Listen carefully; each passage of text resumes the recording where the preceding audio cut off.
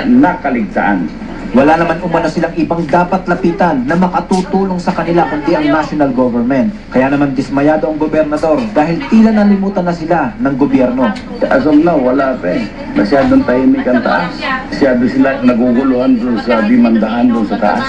Ayon sa gobernador, bago pa man nangyari ang trahedya, nakipagkasundo na umano sila sa 15 kumpanya at ang iba'y nagmula pa sa China para bawasan ang buhangin sa dike.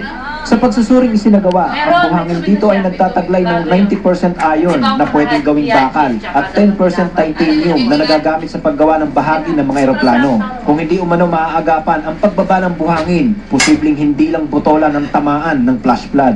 We have tried our best na ipa-evacuate nitong buhangin na ito. Ito naman hindi suro ng botolan nito. Another 2 years, pag walang gagalawin, even na kolkol.